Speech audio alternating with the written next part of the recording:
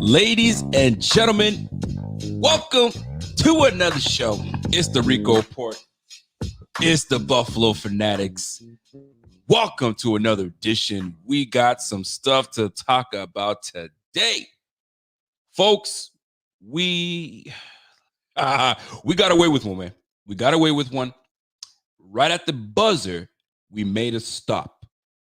Now, in the heat of the reaction, in the heat of trying to figure things out, I was under the impression that's a pass interference, and I don't care what anybody tells me. After review, after looking, and after seeing more information come out, I still feel that was a pass interference. However, if you're a ref and it comes to the last minute, last play, sometimes you just got to let brothers play. That's what it comes down to.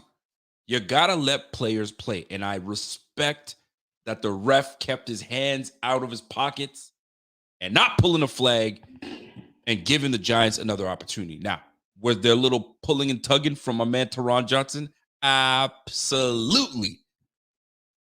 Was Darren Waller's hand right in my man's face?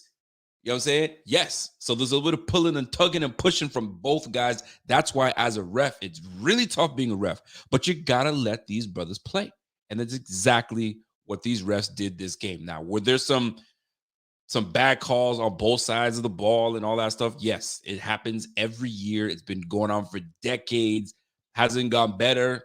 Somewhat.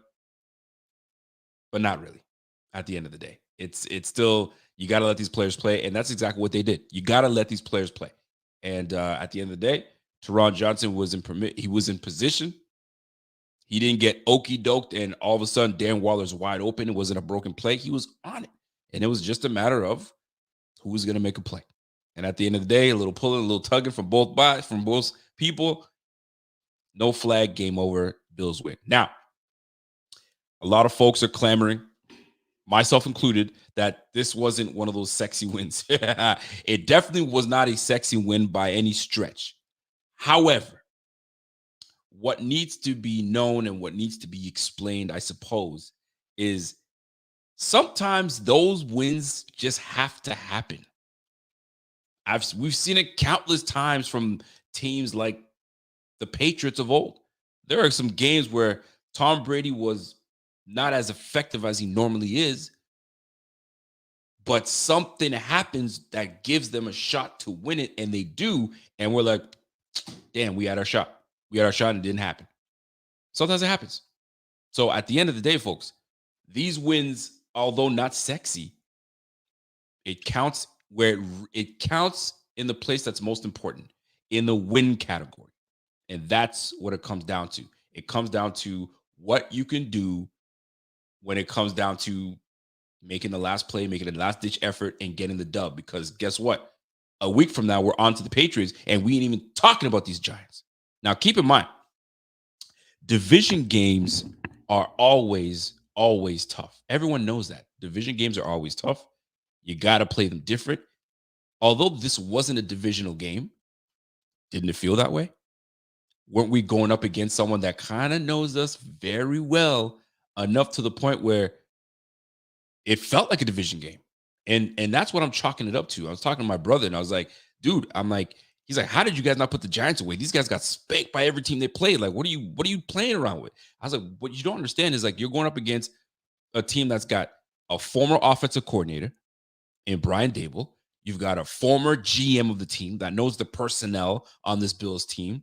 Not only that, you have an offensive coordinator that was coaching under the head coach for the last 4 years. So the head coach of the Giants knows the offensive coordinator, knows all his tendencies on what he does, his faults.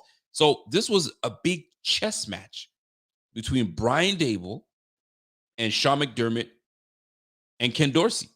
That's what it was about. So this was like almost of a division game. So that's why this was a very tough matchup for the Bills. And although we were the better team, the better roster, sometimes, I mean, they're playing with a little bit of emotion too. Don't forget, Tyrod Taylor's coming back. Brian Dable's coming back. He's going to put his best foot forward to try to beat his former team. I don't want to call it a revenge game because it's not a revenge game. The man got his opportunity to go coach somewhere else. So that's what it's got. That's how it's got to happen, right? But lo and behold, at the end of the day, a win is a win. And my man, Sean McDermott got the last laugh, if you will, and we'll take it. Now, before I bring on my honorary show guest, I got a super chat coming from my guy, John DeMarchi. What's up, Johnny? Johnny says, how far Buffalo goes depends on how fast passing game options 2 and 3 become. Kincaid and Cook. Great point, by the way, Johnny. Davis and Knox are 4th and 5th options, not 2 and 3. Dorian Williams, Christian Benford, right? Terrell Bernard and Floyd. Boom. Kyer, bust. Eek. Look at that. I'm giving some suspense as I read this. But you know what, Johnny, I'm not gonna just scoff over your comment here. We've got to shuffle on who becomes priority and where the ball goes. You know what? I'm not going to sit here and dismiss that because I think we've all been talking about it. Why the heck is Kincaid not getting more involved? And I think they've got to make that transition to say, okay, you're now the guy that we're going to work this offense through instead of trying to spread the ball to Dawson Knox and guys that shouldn't be even remotely close to getting the touches that they're getting, right? So, and just the other day, I pointed out on something of the snap count. And I'll share that with you guys in just a moment. But snap count is pretty similar to what it was 6 weeks last year. But we'll get into that a little later. But before we get into this, folks, we've got things to talk about, man. We've got injuries to talk about. My man, the thigh doctor, will be joining us. So without further ado, let's bring on the thigh doctor after this little intro.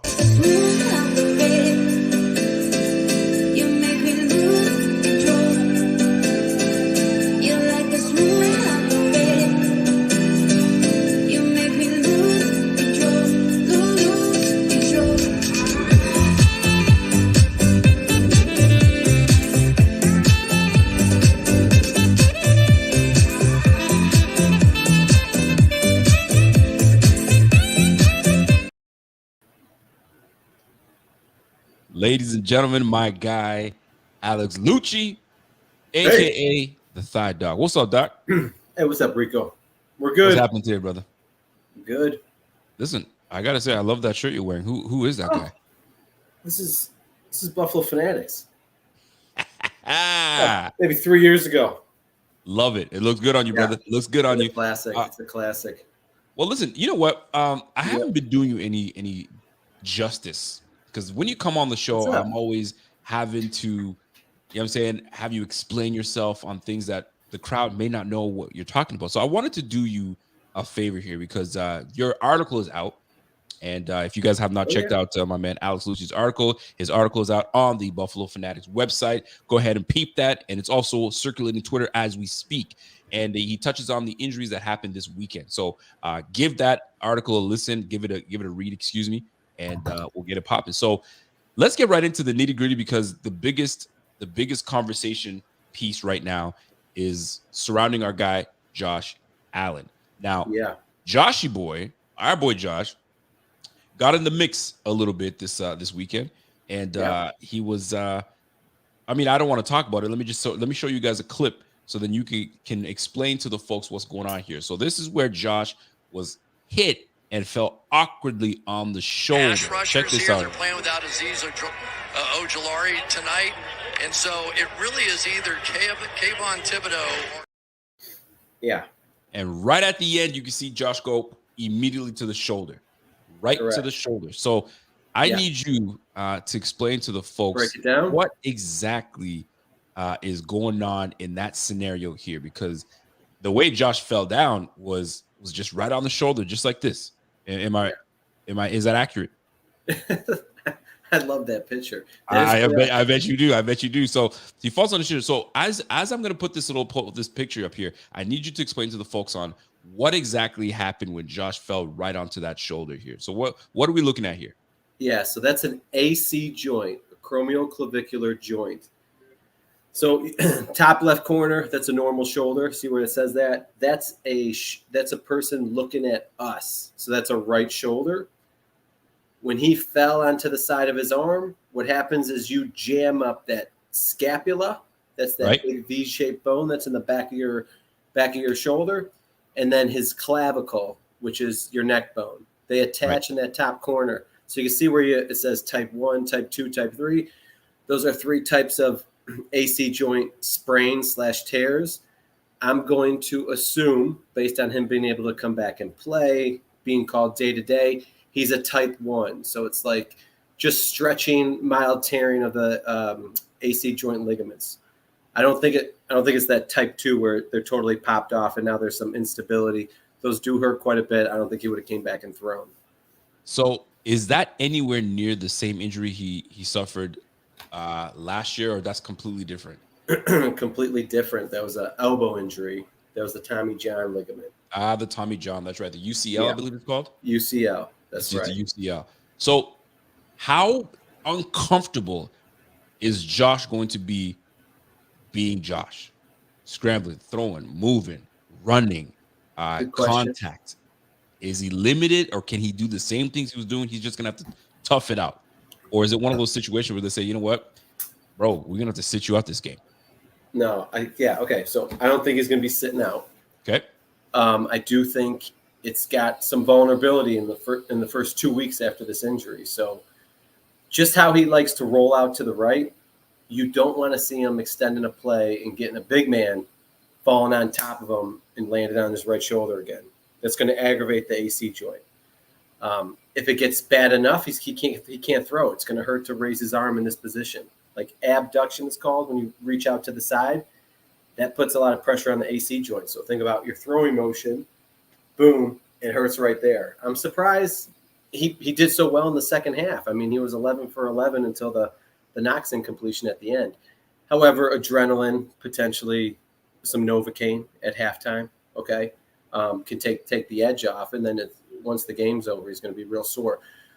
So what else would you like to know about it? Because I don't want to ramble too much here. No. So so here's the thing: throwing motion.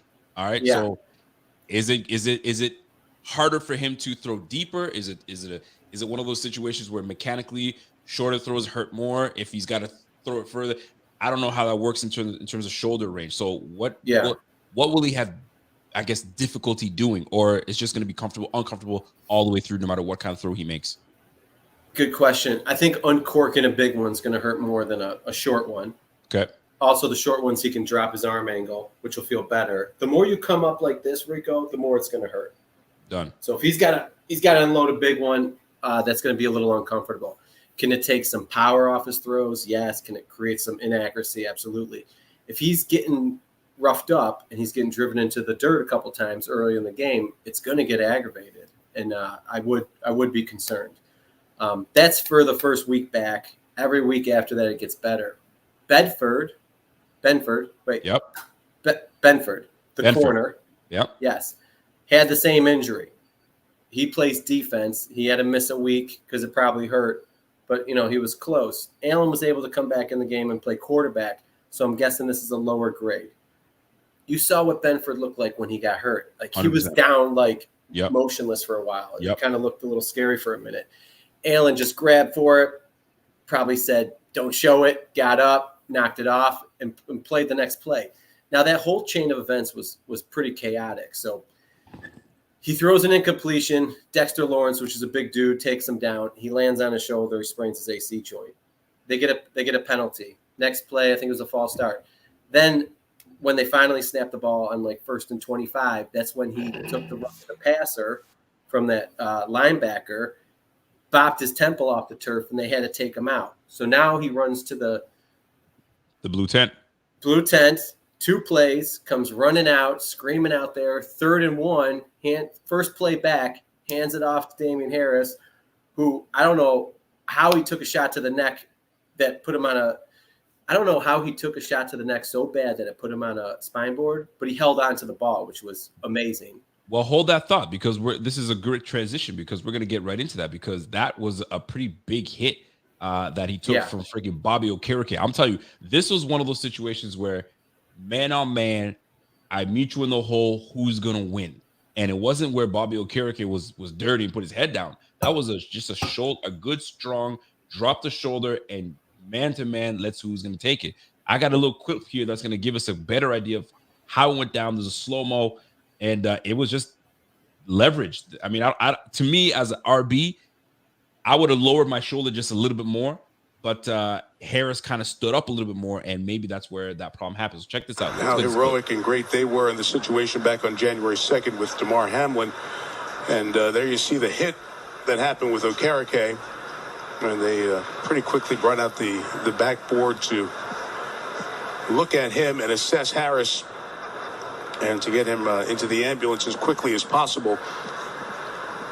And there are protocols. And that's a big collision. That's a big collision. Yeah. Linebacker, 240, 230, 240 going up against a guy that's 220. That's big collision happening. I got to break something to you. It wasn't the linebacker's hit that did it. Oh. Yeah. Okay, hold on now. He popped him in the shoulder pad. If you want to run it back and let me talk during it, he gets hit in the shoulder pad by the linebacker, but if you watch the crown of his helmet hits Torrance, this like body shoulder area, and this puts that compression through it. Like that's what was the injury. Okereke hits him in the shoulder, which is fine, but as he peeks his head past Okereke, he's getting compressed on Torrance's body. That's I gotta run that clip back again. Then I gotta run it back again. Yeah, and we'll have a look, because I wasn't paying attention to that, because to me it looked like a shoulder to shoulder to pop, and maybe it was just a force, but you pointed out something different. So now we got to pay attention. I'm just gonna play this one more clip, and we'll come back to that. How heroic and great they were in the situation back on January 2nd with Damar Hamlin. And there you see the hit that happened with Okereke. And they pretty quickly brought out the backboard to look at him and assess Harris and to get him into the ambulance as quickly as possible. And there are protocols. And I saw it. Yeah. I saw it. Shoulder down, but all that, I mean, pause when I say this, all that meat coming right back at Kincaid. Yeah. Kincaid, I say Kincaid, at Harris. Popped, yeah. And it crunched him. I see what you mean. It crunched him. Yeah. Which now think about, remember Shazier? Yeah. Remember Shazier, like tackling a guy in the air, and then you see the head kind of get caught back like that. Now he must have. Now that doesn't happen to everyone. If that happened to everybody on a play like that, I mean, everybody would be getting spine boarded every game. I mean, guys collide like that. The thing is, and why maybe Harris was available for the price he was at the discount, okay, he definitely was a discount. Let's call it what it is he might have a pre-existing condition in his neck. He's been listed in the past. He's missed maybe one game with the Patriots for a neck. He got listed with some neck spasms about a week or two ago. Maybe it was even this past week. I can't remember exactly. So something's probably going on in there that's making him a little susceptible. So there was rumors that we were going to bring in Leonard Fournette. Leonard Fournette was headed to Buffalo, and until they said, nah, we're going to scrap it, because Ty Johnson that we have on our squad was being poached by someone else. And Ty was like, nah, I'm good. I'm going to stay put, because he probably knows that Harris is going to be out for some time. In comes Ty Johnson. Something like an injury like that to Harris. Is that something that can put him on the IR, or can he be back as soon as a couple weeks from now? Well, I don't know. The fact that he's had a couple neck things, a semi-benign hit like that knocked him onto a spine board, the odds of that happening again is probably a little elevated. I'm not going to say, hey, that's his career, Rico, but if the doctor sees and he's like, hey, Damien, like, these hits are just going to keep adding up. I know he's got a baby on the way. Sometimes these are the discussions that lead to the career enders. So I don't know. But I wouldn't be surprised if he doesn't come back. I would be surprised if he was back this week. But maybe a month, right? Let him heal up. Neck feels better. concussion symptoms kind of go away, and he's back to kind of where he was, where he's a little vulnerable, but he's in a good place. Well, that makes absolute sense to me, because if you are thinking about bringing in a Leonard Fournette, that tells me that this brother ain't ready to come back anytime soon. And it was significant enough of an injury that's got pause for concern for the whole organization. So we've got to see this out, and we'll see if Ty Johnson is I guess enough of a spark to the run game, and we'll soon see. So injury wise, where's your concern level with the injuries of guys coming back? I mean, obviously you saw Christian Benford come back, so he's fine. Obviously Josh Allen should return and have some discomfort, but I'm worried about Josh. I mean, that's the quarterback. So let me give you a layer though. When he played at Wyoming, his first season there, I don't know if it was his first play or his first drive. There's no video of it. He took a hit running the ball and shattered his clavicle. So that he had a major surgery in his clavicle. The good thing about that is once the plates and stuff is in there, your clavicle is probably not going to break again. The problem is the bone's so strong, since the clavicle won't break, the AC joint is susceptible. I don't know if it's left side or right side. I really don't. Those are a little murky. It's a long time ago. He wasn't like a thing back then, so the details are a little shady. But he definitely had surgery on his clavicle. Maybe we should go back to that the beach pics with him and Haley Steinfeld. Maybe I could zoom in and see where the scar was. But but that's how that works. Okay, so once it breaks, they put the plates in. It's good. That's great. It's not going to break again. But the AC joint's a little susceptible. Now he had an AC joint on his left shoulder. If you remember the COVID year where there was no fans when they were in Las Vegas, he was scrambling before halftime. He fell on his arm. Okay, someone seems to know it was his right clavicle. Okay, well, that's pretty wild if it was. Okay, but he had a left AC joint. What was that? 2020, the COVID year, I believe. Yeah, he was able to play. He did have a drop in production shortly after. Now it's the left side. He had a brace on if it hurts to throw, or it screws up his mechanics. I can see why that can play a role. Or he was younger. He liked to use his legs. That kind of took that away from him. That's the whole thing. Like the team's philosophy, how they want to deploy him now. We're definitely not going to see him running it for a couple weeks now, Rico. Like, how there's been some chirping, like he's not getting some quarterback runs. Well, now you're definitely not going to see it for at least a month, unless he goes and does it on his own. So that simplifies things for a defense, and that can make things trickier for the offense. So, well, listen. You couldn't have broke that down better for me, and I'm glad I was able to give you a little bit of some illustrations so you can actually explain to people how these things work. Because I, for myself, listen, every time I listen to you, bro, I'm like, okay, I get it, that makes sense, and it just resonates. So hopefully we have our guy back and he's ready to roll, because we got a big matchup, divisional matchup against the Patriots, and we need all the I guess the advantages that we can get, and Josh Allen being a major advantage in this matchup coming up. So let's switch gears a little bit, man. Because I want to foreshadow something for you. I would expect him to be limited in practice this week. It to maybe become a national story. Is he going to play? Is he not? They kind of use it as gamesmanship. So don't be surprised if that happens.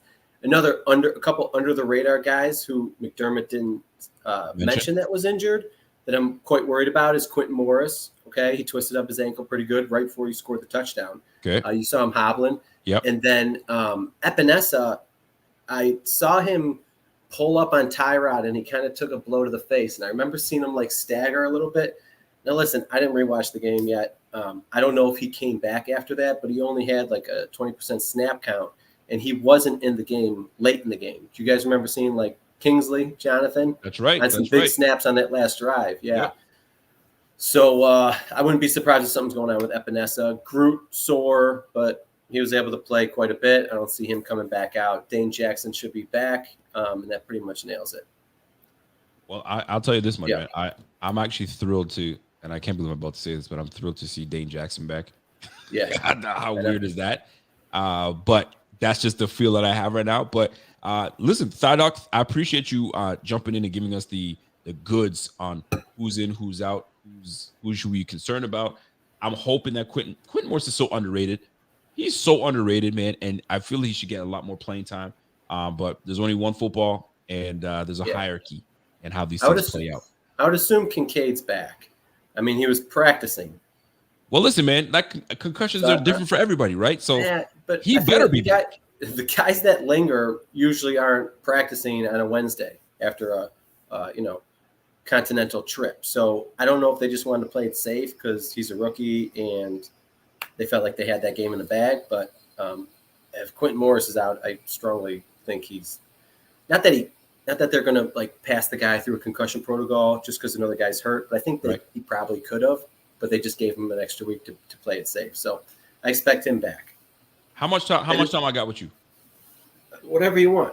All right. I need 10 more minutes of your time because I injuries is great, but I love getting your football takes. And I want I love this. I want to see where you're at with this last game. Are Bills fans overreacting with the results of the game? Right? A win is a win. We're happy. We're happy we got the win. We're 4-2, but that 4-2, it don't sit well with a lot of people. I'll talk about myself. It don't sit well with me. I don't feel like we played our best football. I think we were very sluggish. I think we were poor, and I think we just got by. How did you feel about that? Do you see it differently, or are you in the same frame of mind where it's like, dude, we didn't play well at all? Like, how the heck did we win that game? A lot of fate was spinning around that night. I just had a bad feeling. Not like that we were going to lose. I just felt like I had a bad vibe.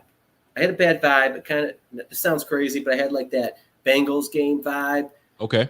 I just felt I don't know, felt like I'm not a werewolf, but it felt like it was like a full moon or something. So I'm telling my wife, I'm like, hey, I just got like a weird feeling about tonight. It's like dreary. They're big favorites, but then you got all these guys that know them, Dable, all these similar players. It's Tyrod playing us.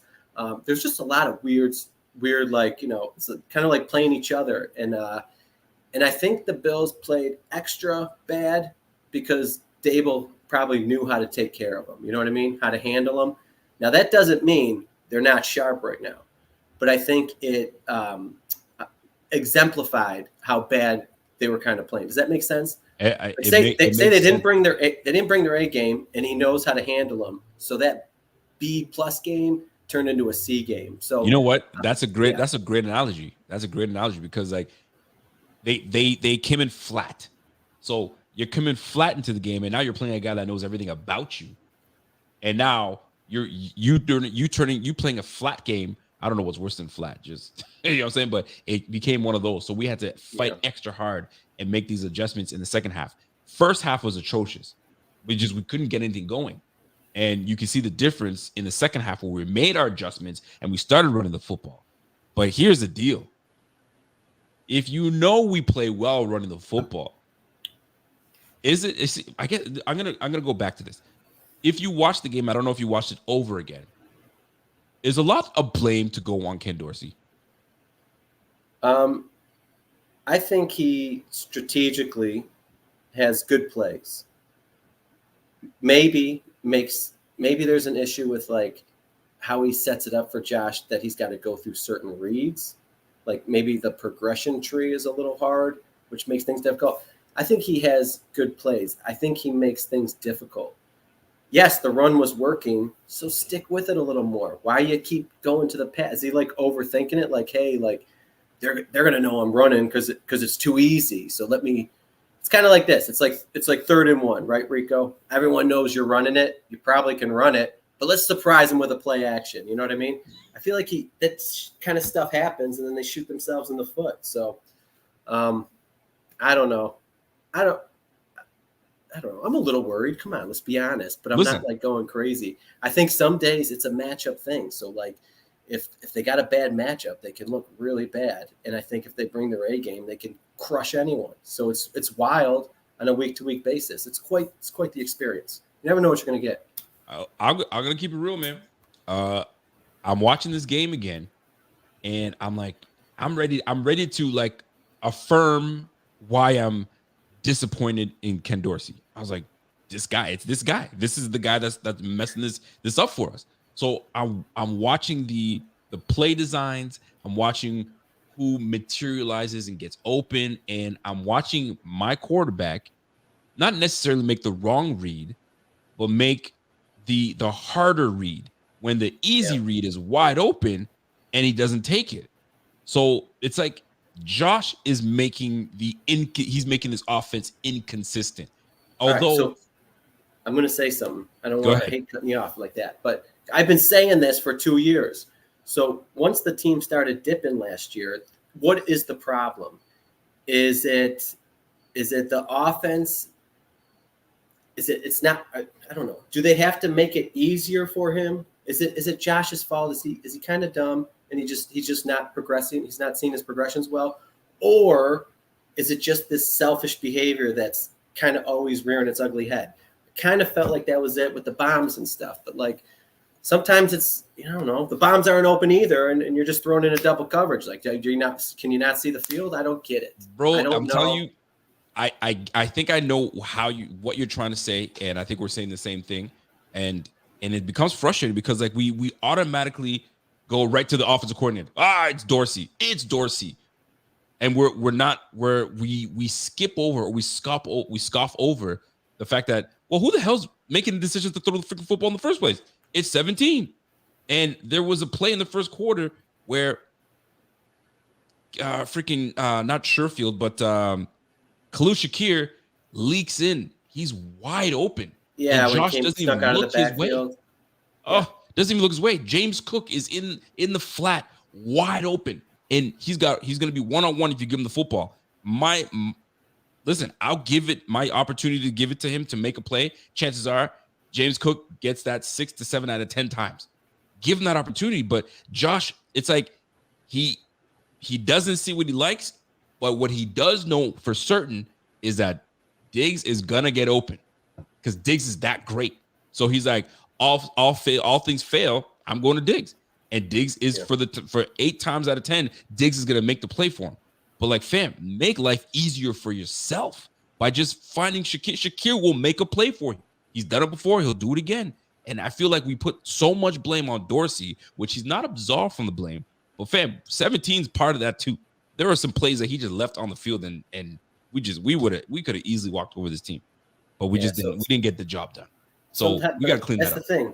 I agree, and I don't know if it's the setup of the play. You know, you got reads, Rico. Like, hey, these are your reads. Is it like the system's not set up easier enough, or are the reads like kind of difficult to navigate, or is he just ignoring stuff because he wants something else? I'll never know, because I always thought he was ignoring it because he wanted the big play. Right. Think the Bengals game. Yep. Right. He had that. It's 3rd and 4. Have an idea. You can take some short stuff. You just need to move the sticks. But you throw the low percentage fade because Gabe Davis is 1-on-1. But the snow's falling and it's 40-yard throw. Just take the freaking drag. What are you doing? So I don't know if that's it's him. It's an issue with the progressions, or it's a bravado thing. I don't know. It's a combination of everything, man. I'm Josh Allen. I got a cannon of an arm, and you won't be able to stop this. So I'll make that throw if I need to make it. But it's like Dorsey. It's like him and Dorsey are internally in conflict. Sometimes that's what it feels like, because Dorsey's like, trust what I'm telling you. Let the play develop. It'll be there. Josh is like, can't do it. Diggs is there. Let me rifle that thing in there. So it's early in the season, and I hate to say it. It's early in the season. It'll work out. We're week 6 now. We're week 6. So we're past the first quarter of the season. This is where things are going to start to get a little tougher. So we're playing a divisional game against the Patriots. Patriots right now are 1-5. They're not great right now, but it's a division game, and they're always going to play as tough. And you're going up against Bill Belichick, that's probably pissed off as ever. His team is not playing well, and he's going to try to take it out on the Bills, right? And we are just look out for cheap shots. Listen, if he does that, then we got a problem. But it's one of those situations where Josh has just got to see the field a little better, and just trust what Dorsey's putting out there. But Dorsey's got to freaking put him in better position. Some of these play calls, I'm like, Dorsey, what the hell are you doing, bro? Like, that don't make no sense. If you got an opportunity to run the damn football, run the damn football. Sometimes these play designs are difficult. There's no quick hitter. You know what I mean? It's these slow developing things. So sometimes that's another struggle. But he he was not rushed. Like there was not a lot of pressure. So you think that was a game that those kind of plays he would find the right alleys to throw it. So listen, I'm with you on that. So last question for me before I move on and get on to my next segment. But I want you part of this segment here. Yeah. Is in this game, you're watching this and we get the win, right? And we understand that we got the win. It was a tough win, and every game is going to be tough to win and all that good stuff. What was for you the bright spot where you were very impressed with this situation, and for you where it was a low light? It was like, hey, I'm not impressed with this. Going back and trying to remember the bright spot for you, it might be something that happened, or it might be someone that was bright in this game. What stood out for you? Yeah, Dorian Williams.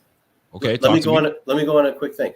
Oh, he played great. I mean, the week before he was overrunning stuff, getting confused on play action, and he looked like a solid linebacker who's going to be able to fill in Milano for quite a bit here.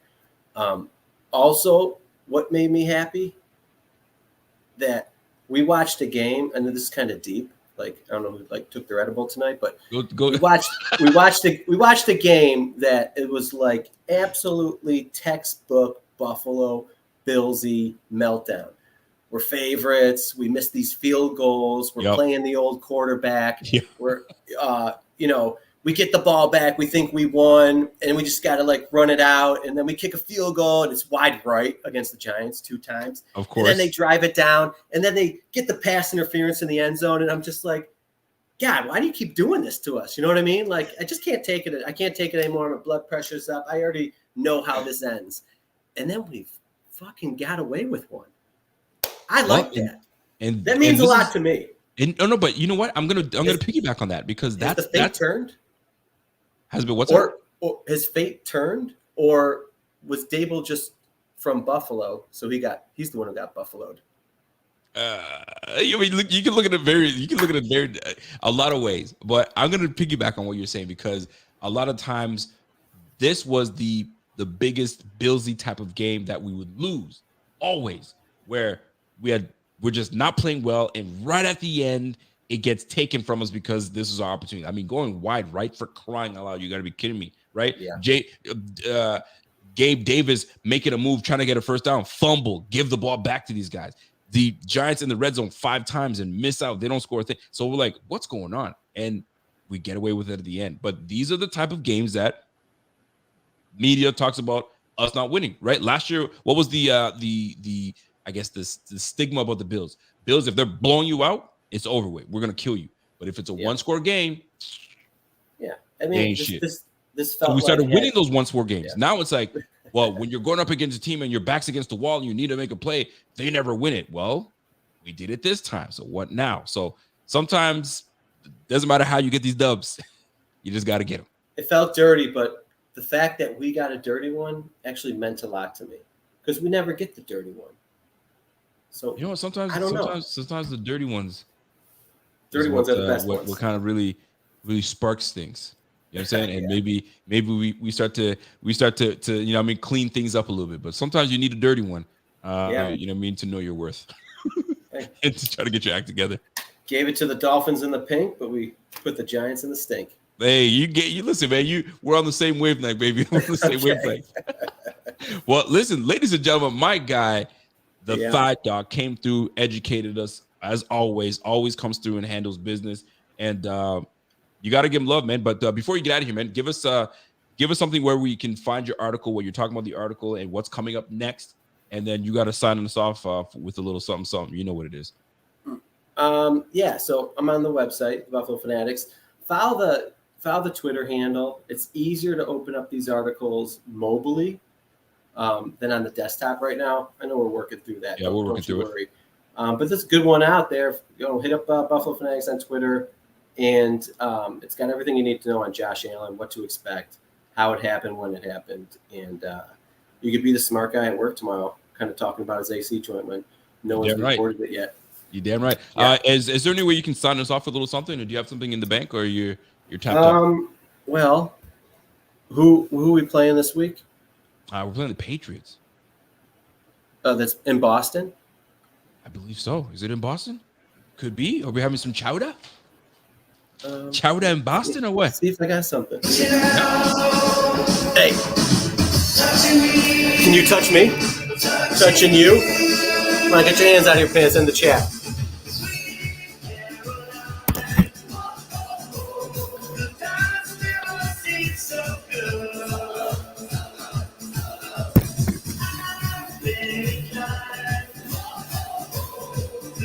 This is where Alex loses me when he strokes his thigh. I'm at you.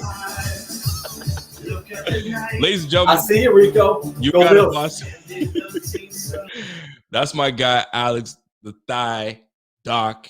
That's my dude. You know what I mean? He's always got to sign off and give us a little something, something. I'm waiting for him to say, yo, I'm sick of dancing, man. Quit making me dance, bro.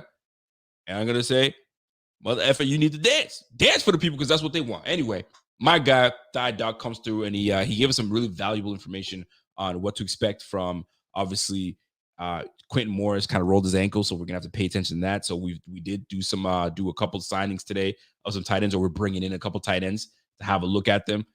Josh Allen, obviously, with his shoulder injury, we're going to be monitoring that to see how it plays out. Watch out for the practices and see how limited he is, or is he a full participant? We'll be paying attention to that. We'll be paying attention also to the running back room. What are we doing with the running back room? Is Ty Johnson going to be elevated and be the third RB coming on and give us a bit of a different look, a different spark? We shall see. So many things to look forward to, but we'll get on that. My man Terrence Blanton says, yo, man, I've seen better legs on chickens. Boy, you better stop playing. He gonna come after your ass. He gonna come after your ass. So, folks, let's get right into the rest of the show because you guys already know how we do. We got to get into it. So, if you guys know the drill, we got to get into the good, the bad, the ugly.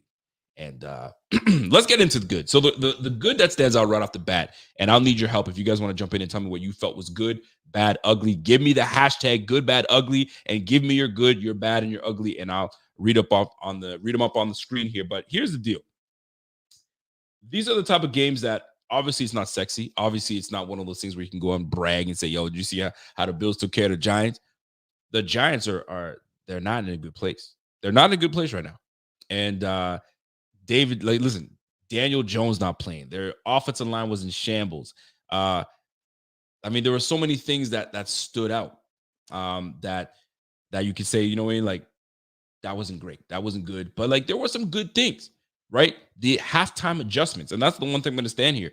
I'm going to say the halftime adjustments. We started to establish the run a little more at halftime. It's like Dorsey shook his head a little bit and said, all right, I guess I'm going to have to, you know what I mean, run the football and try to establish something and try to kill some clock a little bit and move the rock. And that we did, right? We had two big runs from James Cook to kind of, you know, set the tone a little bit in the second half. But obviously we shot ourselves in the foot a few times, but like we did some really good things on offense. Defensive side of the ball.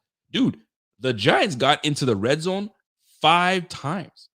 They got into the red zone 5 times, and 5 times we turned them away. We turned them away from getting into the end zone. No touchdowns for this Giants team. There's another thing. No TDs allowed. The defense continues to stifle teams. Whether this team is an elite team like the Miami Dolphins, right? Or they're a injury riddled team, a team that's not very good. But the point is, when you're a good defense, you are supposed to shut these things down. You're not allowed to let them, you know what I mean, make plays. And we kept these guys to very little points, right? What was the score? 14-9. They didn't get in the end zone. So those are the things that you got to, I mean, the small victories that you get in these games, you gotta take them on, man. And you guys can help me out in this. Monkey Business comes in and says, here's the good. We are way better at linebacker without Tremaine Edmonds. Listen, there was a play. If you go to the Buffalo Fanatics IG page, and there's a play where Terrell Bernard he sniffs out Saquon Barkley. Like, it's a run play to Saquon Barkley. My man sniffs him out, meets Saquon in the hole, bop. They meet in the hole. Saquon gets maybe not even a yard, right? The rest of the gang comes in and tackles him. So you got to give credit to Terrell Bernard, man. He continues to show that we don't know shit. we thought that this was going to be an absolute disaster with him not in the game. Matt Milano being out. My goodness, like, it's one of those scenarios that you've got to give him credit. So credit to Terrell Bernard, this defense, they came in and handled business. You love to see it. You love to see it. By the way, my man James comes in with a super chat. It says, "Yo, trade deadline Halloween. Who you going for as a Bills as a Bills treat, Rico?" Sorry, off topic. Trade deadline Halloween. Who you going for as a Bills treat? We're not really in the position to trade, man. Like, Bean likes his picks, so he ain't trying to give up any picks. And if we're gonna make a trade, I mean, I'm gonna reverse the question to you. If we're going to make a trade somewhere on this squad, is it at cornerback? So what are you going to give up for cornerback? Are you ready to give up those things for cornerback? Or do you just say, do you stick it out with what you got right now? Because the defense is still playing extremely well. And we're going to get healthy. We're going to get better. These guys are going to get their experiences. So do you just stick it out and wait? And then next year, I mean, get your arsenal, get your weapons up, and go get your corner in the draft, right? We'll see. But I'm not sure. I haven't really given some thought. I think week 8 is when the trade deadline hits. So we got a couple more weeks until that happens. And maybe the Bills make a final trade near the end. I don't know. We'll see how that plays out. But yeah, man, as for the good, halftime adjustments, obviously the Bills defense, obviously coming in and in the clutch and handling business in the red zone. Give them credit for that. And I mean, I'm trying to think of anything some more things that stood out that were great to us. McDermott obviously making some adjustments as well on D, and coaching his team up, man. They coached them up, and you did well. So give those guys credit, man. Quentin Morris coming in cold, comes in, makes a clutch touchdown at the end. That was huge, man. That was huge. So good things happened in this ugly game. There were some good things. The bad. I know this is where I need your help, guys. The bad. I mean, let me tell you something. There was some moments in this game where you're like, I don't know about that. Now, talk to me on the bad. Anything stand out to you that was bad? Well, let me start with this. Slow start. These slow starts are killing us. These slow starts are doing us no favors, man. We get the football. Whether they defer or whatnot, but we get the football first, thinking that we're going to walk right down there and score and set the tone. We're not setting any tones. We're just late to the phone call. You know what I'm saying? We're late to the phone is ringing for us to, pick up the phone and punch that thing in. And we sitting there picking up the phone, but the cord is all tangled up. Like you're in a 90s home or an 80s home. So you're sitting there trying to uncork it and trying to get things pop. It's not happening, man. It gets slow start. The person's like, hello, aren't you going to score? And we're sitting here still playing with the damn cord, trying to twist that and undo it. That's the Bills, man. We just could not get things popping, man. Like, we didn't answer the phone call. You know what I'm saying? The phone call was like, yo, come in and punch this in for 7 and let's roll. We're messing around. Now, granted, there were some moments in this game where like, listen, the pass interference from Gabe Davis, where he's running, the legs get tangled up. All right, I get it. Tangled up, and they're both not really, paying attention. It's inadvertent. Okay, fine, no call. Then it happens again. Because those plays, Davis was open. And you catch those footballs, you're running for a little bit. And that maybe changes the outcome, changes the scenario in that case. But now you're sitting there having to be a 3rd and long. And to me, I felt like we were at 3rd and long way too often in this game. So to me, these slow starts have got to change. We cannot continue to have these slow starts because we are going to face an offense that is competent and that will move the ball on us. Luckily for us, we have a pretty damn good defense that's going to make it tough for them. So offense has to help out this defense. I'll tell you right now, man, this defense bailed this offense out today in this past game. They absolutely, and that's the good for you. This defense bailed out this offense 100%. So to me, going back to the good, the bad, the ugly, the bad in this was this slow start from the Bills, man. We just can't have these slow starts. You've got to eliminate these slow starts. It's just not, it does nobody good. It does nobody good. And now it gets your team frustrated because you're not capitalizing. So, and this is where Ken Dorsey Ken has to come in and handle these things, man. You gotta like dig in your bag and okay, this is not working. Let me try this. But don't be afraid to yell and chew out Josh Allen if he's not doing what you need him to do. Prime example, the Giants yesterday, they fumbled their opportunity to punch it in, or at least attempt to punch it in at the end of the half, where Tyrod was designed to throw the football. And if it doesn't go, throw it out of bounds, you have a chance to hit a field goal, right? Here comes Tyrod. Tyrod checks out of a pass and into a run. And when he checked into a run, he wasted 7 seconds, 8 seconds. And there goes it. That's it. Half done. And guess what? Dable chewed his ass out. He chewed him out. So there ain't nobody chewing Josh Allen out when Josh may not be making these issues now. We may not visibly see it. Maybe Ken Dorsey comes down at halftime and chews him out there. Highly doubt it. But sometimes a good old public verbal chewing might make your ass wake up. So maybe that's why, they left that to Stephon Diggs to, put his hands out and chew him out. But now that's in the past. But you guys catch what I'm saying. So these slow starts, we've got to eliminate those slow starts. These slow starts are killing us right now. And we're a team that when we start fast, we're very difficult to stop. So we got to start putting points up on the board faster than we have been, because it's not good. We waited till, and I guess we can still say this is bad. We waited till the fourth quarter to put some points up on the board. Nah, man, we can't be doing that. Fourth quarter, 3 quarters of inactivity, 3 quarters of just blunders, 3 quarters of just can't do nothing, can't get right. Nah, man, that's got to change. That's got to change. We cannot wait until the fourth quarter to do that, because I'll tell you right now, it will be too late. When we start facing teams that actually can do work, we start facing teams that know what they're doing, that are well coached, it ain't gonna work. Listen, look at the Jaguars game. Too little, too late. We start off slow. They put points on the board. They're up 11-0 on us, and then we don't get things popping in really until like the fourth quarter, and like with 10 minutes remaining, that's when we decided to wake up. Too late. So you think we'd learn our lesson last week with the slow start, and we brought that slow start once again. Nah, we can't really do that. We can't do that. So to me, that was the bad for me in this game. I don't know if you guys have any hashtag bad and give me your bad. Let me know. And if not, we're going to move on to ugly. And here's the deal, folks. The ugly. I listen, 2 things are gonna stand out to me. The fact that we played down to our competition. I absolutely think that's ugly.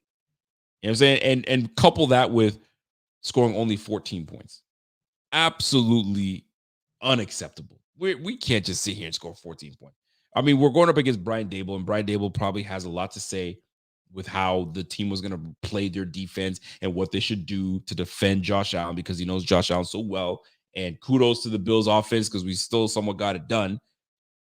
But we can't sit here and toy with these Giants. Are you kidding me? 9 times out of 10, we wax these Giants. We do. But we sat there and let them hang in the game. And when they hang in the game like this, bad things happen. And luckily for us, we got away with it. We absolutely got away with it. But I'm going to tell you right now, man, we play a better team. We ain't getting away with it. I'm going to tell you right now, we are not going to get away with it when we play better teams. They're going to make us pay. And then now we go from a 4-2 team to 4-3. We can't afford to lose any more games. It's possible that we will, but fam, we're already at 3 losses, right? Excuse me, we're already at 2 losses, and we only had 3 last year. So it goes to tell you what kind of season we're going to have, right? Exactly. So we got to start getting our act together. Shout out to my man, Walter. What's up, Walter? Walter comes in with a comment. Says, Allen and Dorsey are the easy choices to point the finger on the offense. But the reality is that other people need to step up, because Allen makes mistakes. Others need to step up, and that's not happening. Well, Allen does make mistakes. You're right about that. And I'll tell you this, and this is probably going to be an unpopular take, but I'll make my take in just a bit. But Ronald, you're not wrong, right? Others do have to step up, and they've got to figure out a way to step up. Like whether you got to, you know what I'm saying? I don't know what it is. These in the film room point things out. I don't know, but I'm sure they're going to figure things out, but it starts with 17. It always starts with 17. So 17 is going to have to, find a way. Find a way to get everybody else involved, because you start getting the other guys involved, how dangerous will this team be? How dangerous would this team be? And we're just not there yet. We're just not there yet. But you know what? We'll see. We'll see how these play out. By the way, Paul Costa, what's up, Paul? Paul says Chiefs in San Francisco and Philly are better than the Bills right now. I mean, those very teams that you just spoke about, San Francisco just lost to the Jets, and San Francisco just lost to the Browns, and Philly just lost to the Jets. So like everybody's capable of having these stinkers. We just had one just this week, but we got the win out of it. We had a stinker against the Jets, and they beat us barely by a punt return touchdown in overtime. So we're still a damn good team. It's just we just got to get out of our own way with these silliness and the silly, little mistakes that we're making. Too many stupid mistakes. And let me tell you, the amount of penalties we had, I'm not a fan. And that's another thing that stalls our offense. It's the penalties. The penalties have got to chill out with them things, man, because they're penalties that alter the success of this team, right? We got a first down, pull that thing back. We make a big play to make it third and short or second and short. Now it's third and long, right? Or second and long. And now we're having to dig into the bag and go from there. So we've got to make life easier for ourselves. And I feel like the Bills aren't doing that. So that's what stood out to me in terms of the good, the bad, the ugly. Now, this segment I want to touch on. It might not be popular with a lot of people, but it got me thinking. It got me thinking, right?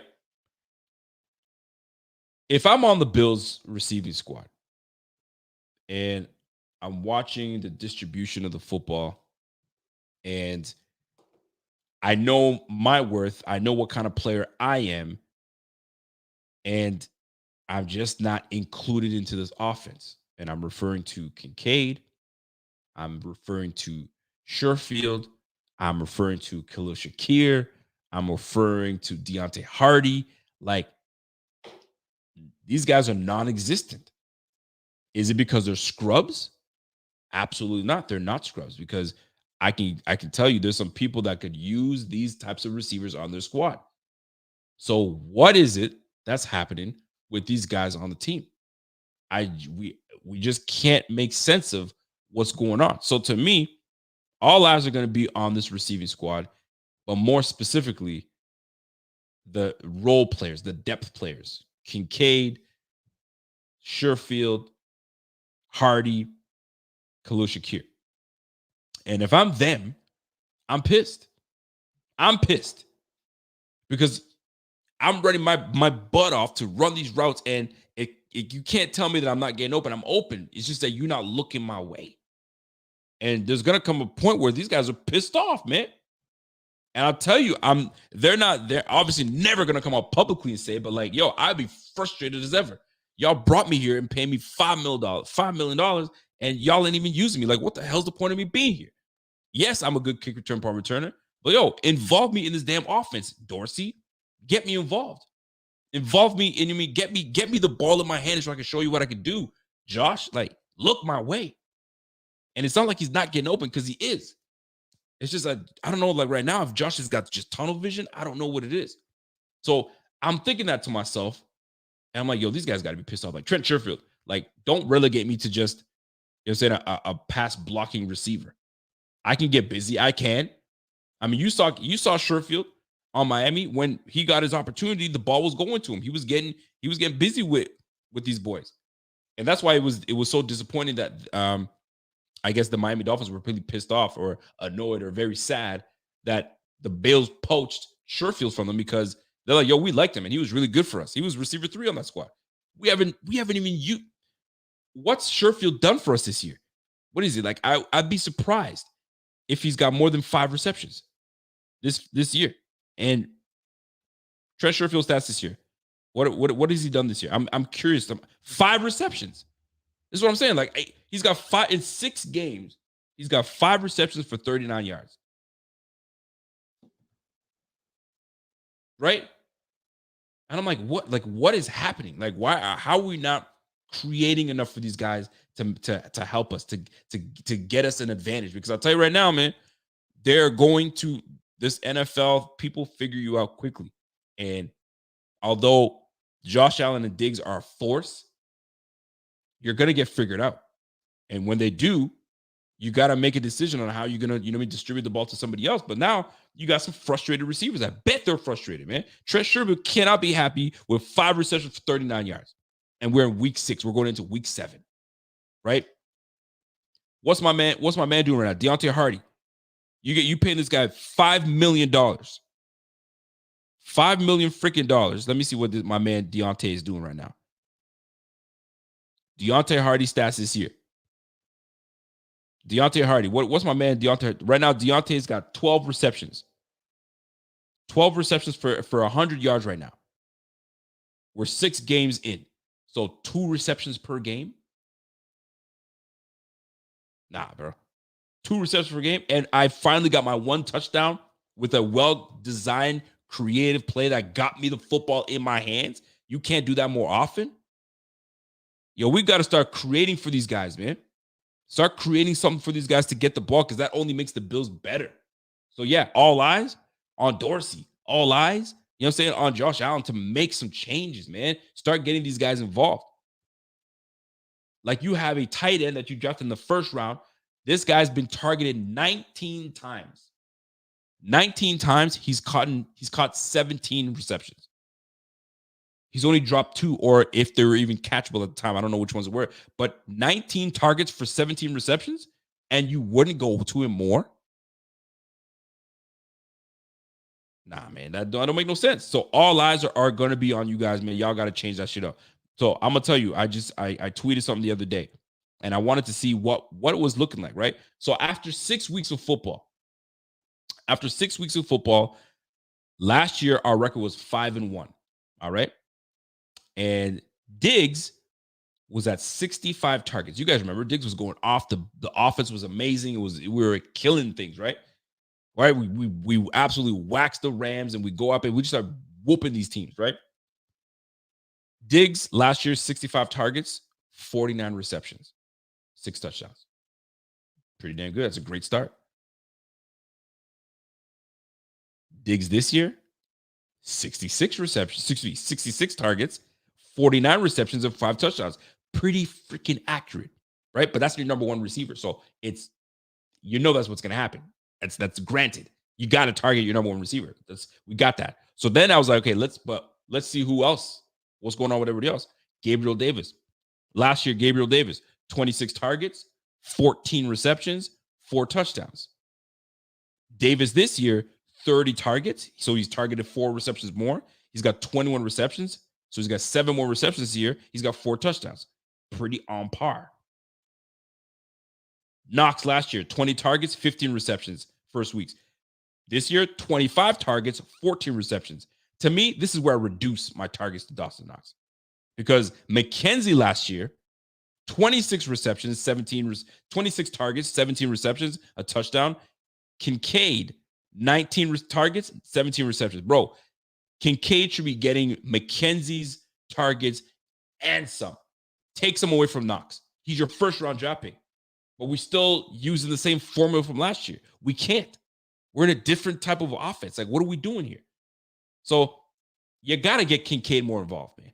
You got to get Deontay Hardy more involved. Get your role players involved, because once everybody knows their role and they're excelling at their roles, we become a better team.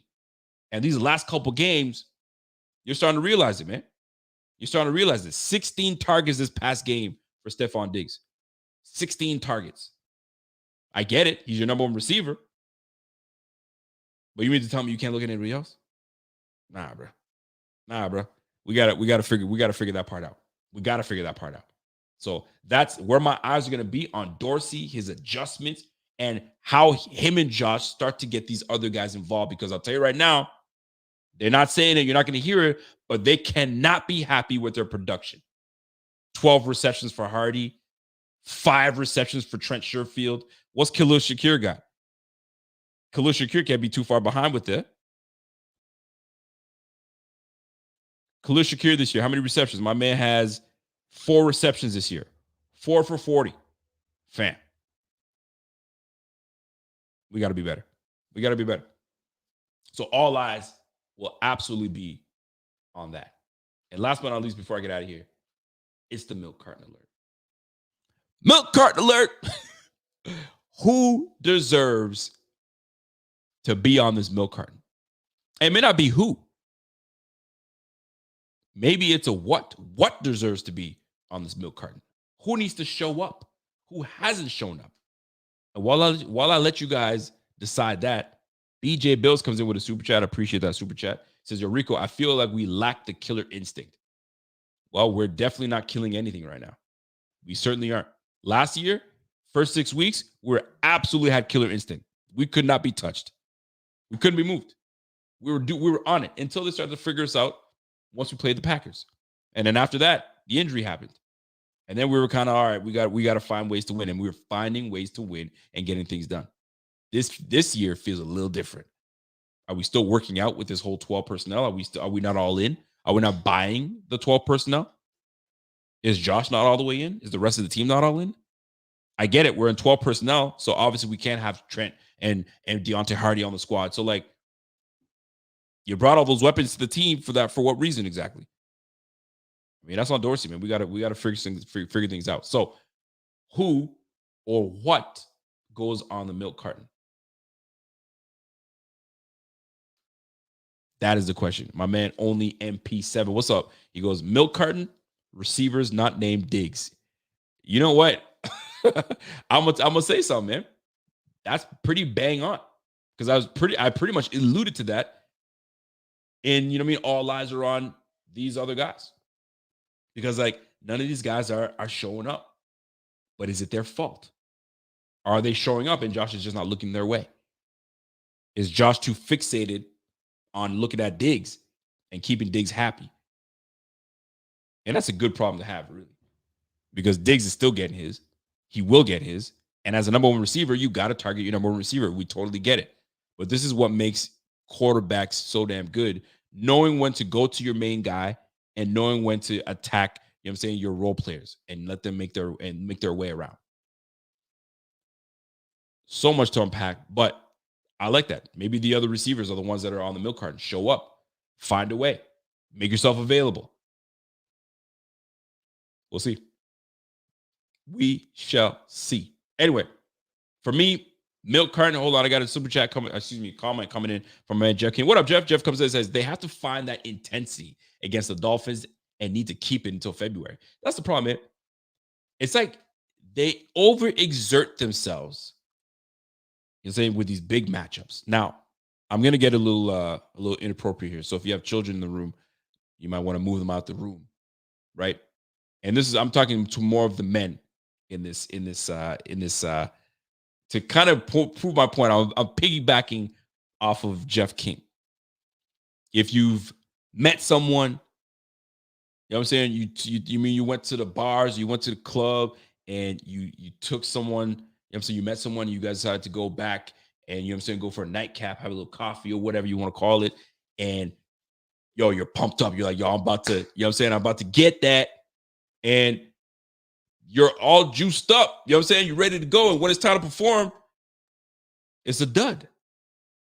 And it's like, that's what the Bills feel like sometimes, man. Like I guess you're juiced up from the Dolphins game, and now you're ready to perform with these other games, and you can't. It's like you blew the, you know what I'm saying, you blew the load back in the day. You blew it, and now you got no juice left. And that's what the Bills feel like. What, did you blow your load against the Dolphins and that's it? You got to recharge? Fam, we got to get back to it. Sometimes you got to go for round 2, round 3, round 4. You better show that you can get back to business. You can't be that dude that blows the load and then, whew, you're done. Nah, bro. We got to keep it going, man. You got to keep it going. I'm gonna tell you right now, if we are that type of team where we blow the load and then we take a chill for 3 games and you know what I'm saying, and barely get a good performance on, and then when we're about to face, I don't know, the Bengals, we juice back up again. Nah, man, we gotta start finding a way to be consistent. You know what I'm saying? So how we get to that consistency level, well, that's going to be on Josh, that's going to be on Dorsey, and that's going to be on the office to try to figure out, I guess, a what's the word I'm looking for? They got to figure out an identity. And right now, our identity is just all over the place. Like, do you know what kind of team we are? What are we? Are we a spread offense team? Are we air raid team? Are we a freaking run down your throat type of team? Like, what are we? Are we balanced? Are we a balanced team? I don't even know. I don't even know what our identity is. I can tell you right now, man, if you go, I'm going to choose like a random team in the NFL right now. The Saints. Like right now, if I were to look at the Saints, I know who they have on their offense. I know who they have, you know what I'm saying, who's running the football and who's doing all that stuff. And you see their record, and you're like, you know, that it's a mess of a team. They're a mess of a team. I'm going to think of like more of a consistent team. Like if you go to the Chiefs, they're not a run-heavy team. They're going to dot you all over the place. You know that they're going to move the football. They got a tight end. They don't go double tight end. They got a tight end. They got a very, a balanced offense, but they're going to air the ball out. They're a pass-first type of team. With us, we're 12 personnel. We're spread.